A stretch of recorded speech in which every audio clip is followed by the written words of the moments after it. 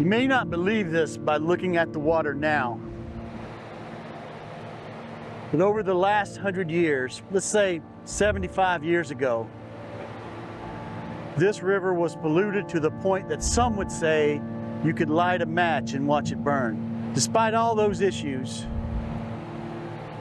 life has found a way, but barely. We're going to investigate how the Pigeon became polluted and what we're doing to fix it, to make it pristine again.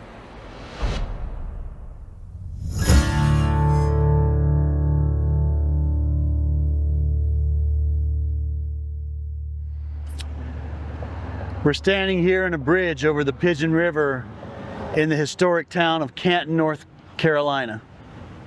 In front of me here you see the Canton paper mill.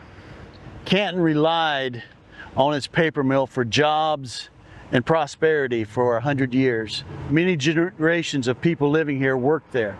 But with that prosperity comes a little darker side.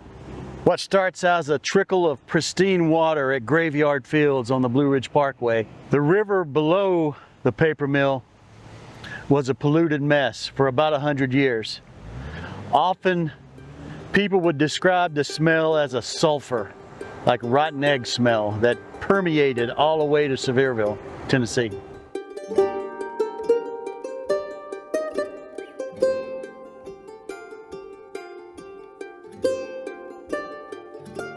About this time, about October, I just go from yellow to orange, you know, and that seems to do the trick in the Appalachians. Either I fly with this, fish with this on its own, or I'll tie a little dropper off of this. In this case, I'm tying a little Griffith snap off the end, and we'll see when we get down there if little bugs like that are flying around. That's what I'm imitating. But in this stream, I've caught more fish on nymphs than I have on top of the water, so we may have to change this up. We'll just go with what we got while we're there.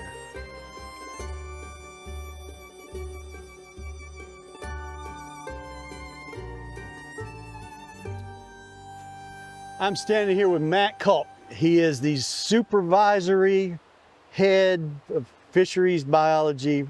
Am I right on that? Supervisory fishery biologist. That's the one, that's the one.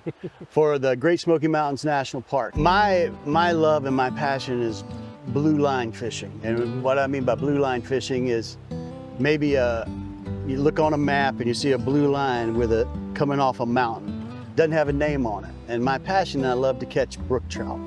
So I couldn't think of anybody that I know of personally that's had more to do with the conservation of brook trout than you and your staff has over the last 15 years. Well, I appreciate that. We've been working hard at it. Not just me, but my predecessor, Steve Moore. He mentored me, and to date we've restored, well, as of this year, right at 19 streams in the Smokies, right at about 35 miles that we've restored back to brook trout. Mm-hmm. We've got 6 of them working on right now over in Western North Carolina, mm-hmm. and just off the Tennessee line as well. Mm-hmm. And those are pretty cool. And then we have one on tap next year, Moore Springs Branch off of 20 mile. Mm-hmm. It's about 2.5 miles. We're going to restore the brook trout next summer. And so really part of our passion to hand it over is better, good or better than we found it. Mm-hmm. And I just love to see people out there fishing once we do restore those. It's pretty cool. Yeah. This is called a dry dropper rig that I've got. I've got a fly that generally floats on top of the water here. About a foot down, I'll tie another type of dry floating type thing off the bottom of it. And the one I love is a Griffith snap. Just catches fish, man. It just catches fish all the time. That and a little Prince nymph or some type of nymph tied off of that is a killer. It works up there. Don't really have to match the hatch, so to speak, like you do out west. Now there's sometimes when you're walking along the stream and you get this influx of bugs flying around your head and you look down, there's all kind of bugs on the rock. That might give you an indication to imitate what's on the rock and what's flying around your head, because that's probably what the fish are eating. So in that case, yeah. But most of the time, the Appalachian, it's about presentation. Making this look as lifelike as it possibly can be floating in the water. If it doesn't look lifelike, these wild fish just aren't going to hit it. What would you say as compared to 10 years ago, right? Because 50 years ago, we were worried, really worried about the brook trout and its survival. 20 years ago, it's getting better. 10 years ago, a lot better. But what is the real situation with, we'll talk about other fish later, but the brook trout in the national park? So in more recent years, 10, 20 years, we've been trying to find places that have some sort of barrier, waterfall or cascade or even a mill dam, history of having brook trout there previously, and then of a size we can restore, which is big because there's a lot of places with a big old waterfall, but it may have 15 other species above it, and we don't have a silver bullet for that one. So we've been going in and trying to restore those. And so I think the future in many ways is good for brook trout. People love them. People want to fish for them. They want to go to those, beyond, beyond the limit sort of places, those blue lines.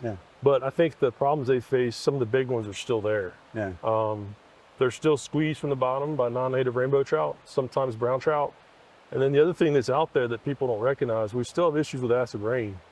And so even though our rain's much better, some of that headwater habitat is still declining. And that's something that's built up over time, like you were mentioning earlier, in the soil. It has. And there's no easy fix to it.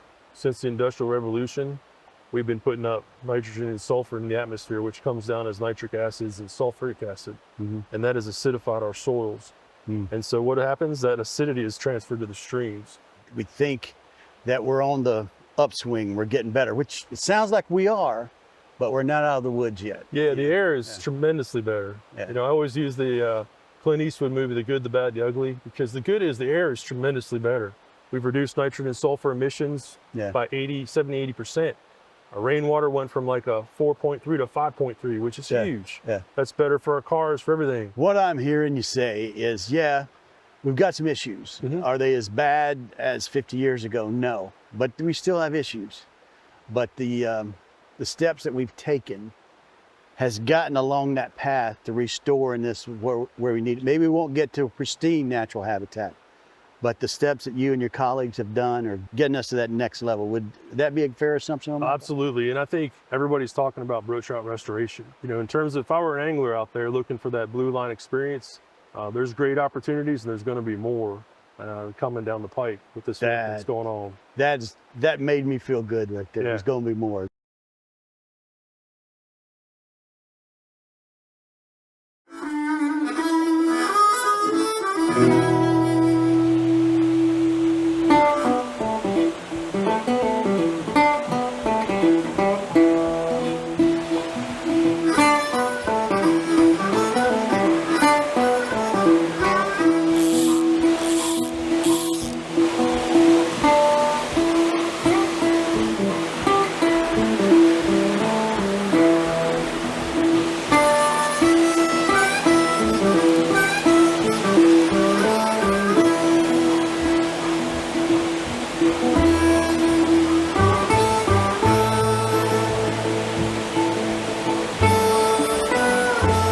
Got him.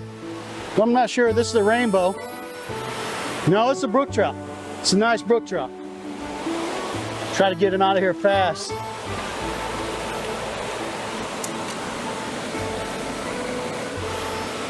That is a superb southern Appalachian brook trout right there. Let's get him back in the water real fast.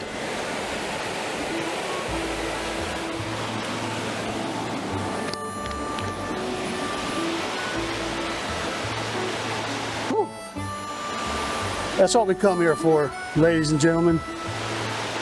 Brook trout like that. I've noticed in this stream, we catch a lot of bigger brook trout in this stream. Don't know why. There's not as many fish, but the ones we catch are nice size. So let's get us another one.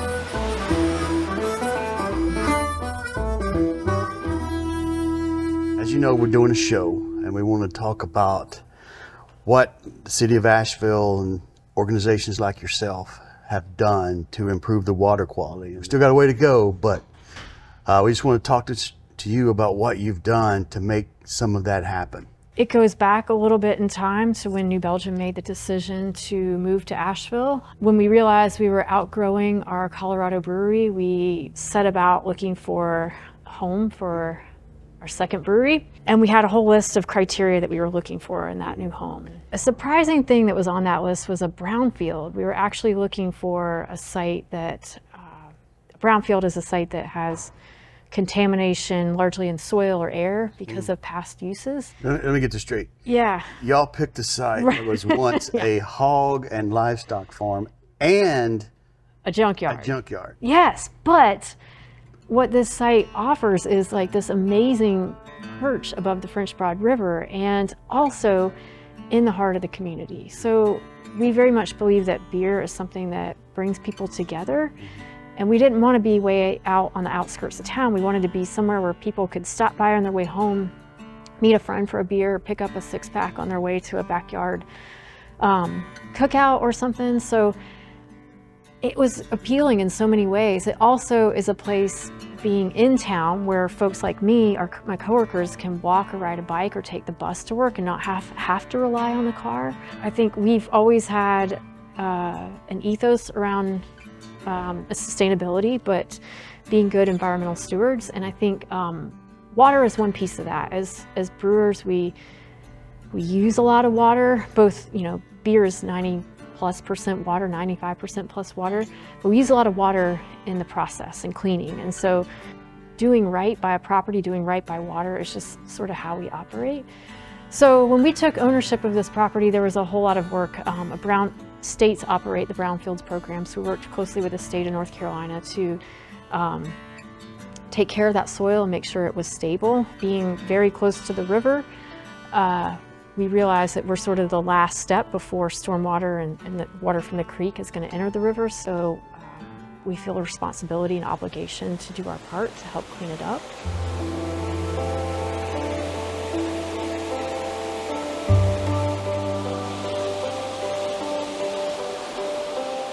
Sometimes I swear that in these spooky streams where the fish are aware of predators, when a fish is caught, or two fish in this situation, there's like a distress signal that goes out to the rest of the fish. And they don't hit, or they become real tentative. They're like, something's going on, I don't know what it is. A couple of my buddies are missing. Where'd Jimmy go? I just saw Jimmy a minute ago. Swear I did. Then Jimmy comes back into the school and goes, "Oh man, y'all won't believe what just happened to me. I was abducted by," whoa, there it is. "I was abducted by aliens. It's aliens. Don't bite the yellow thing. Don't bite it."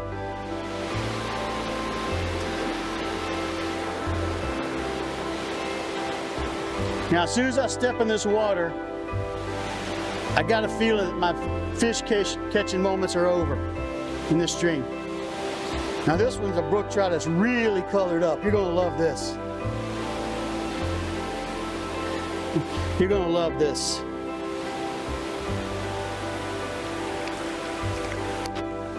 He's gone.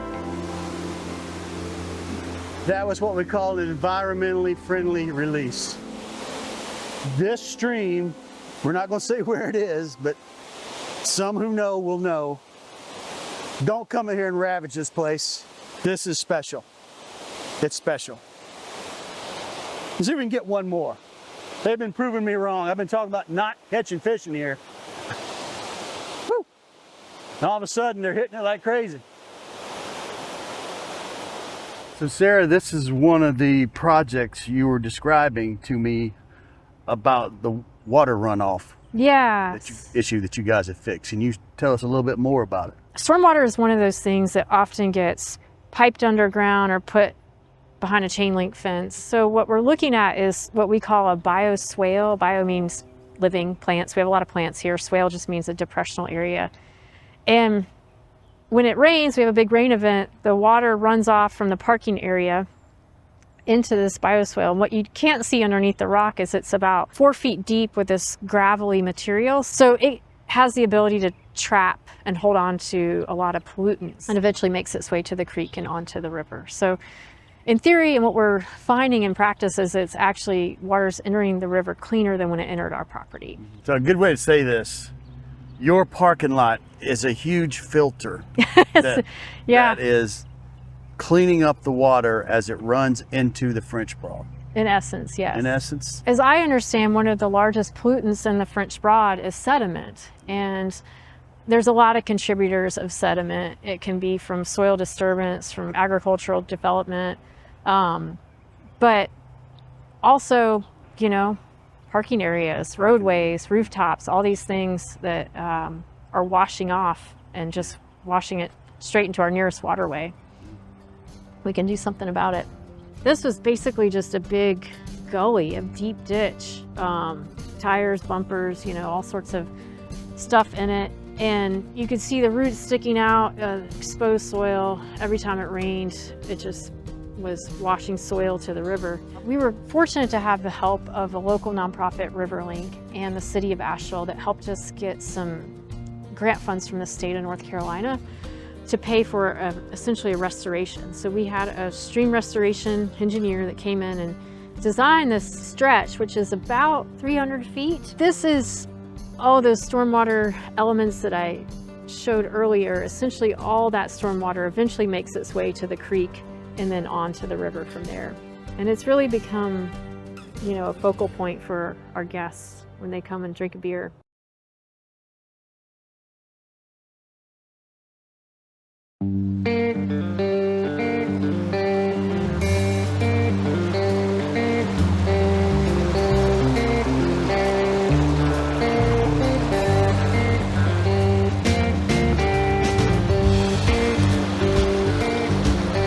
I'm kind of fishing downstream here, which I don't like to do, but terrain is constriving against me here. Constriving, I don't know if that's a word.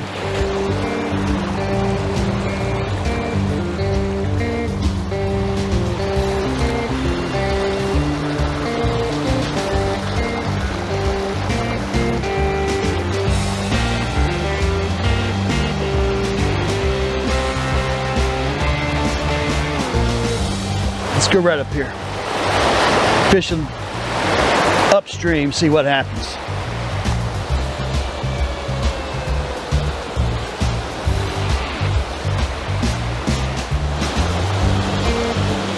Trying to get that drift right in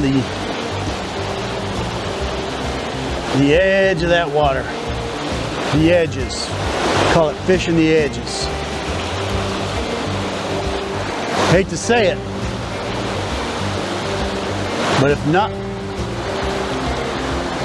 there's not one coming up and looking at it right there, and I don't think we're going to catch anything in that hole.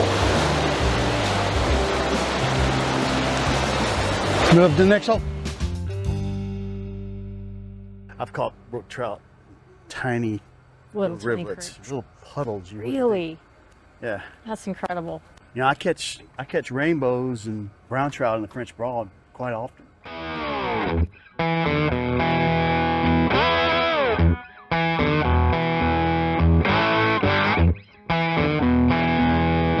that?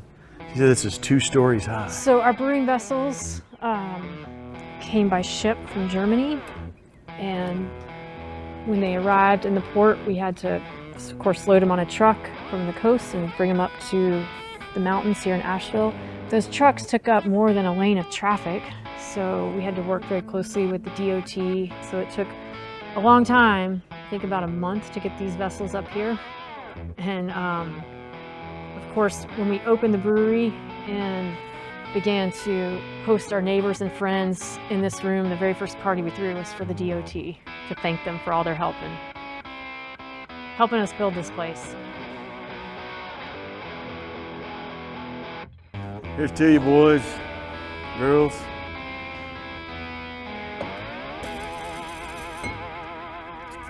Oh, that's delicious. Is it in my mustache?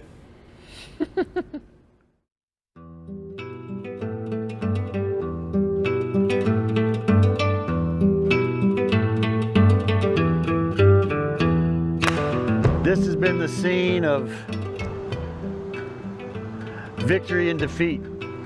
This paper mill that you see here has brought this community together, has provided thousands of jobs for 100 years. But with that comes the defeat of the river. But we're changing that. The paper mill recently closed. The water downstream is cleaning up. There's a new life flowing through this river. We're standing on the banks of the Big East Fork of the Pigeon River. As you can see, the water is pristine. We've taken steps along the way and we're making it better. We can do better. I love the wilderness and keeping it clean. A few years back, there was a flood that rushed through this valley, cleaning up the whole holler.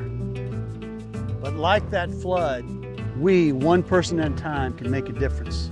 We can make the water in this whole watershed just as pristine as what you're seeing right here. You know, one person at a time, when you go back into the wilderness and you see a piece of trash, pick it up. I'm not saying take a trash bag with you and fill it up or anything like that, but one person doing that one little thing will make our wilderness pristine.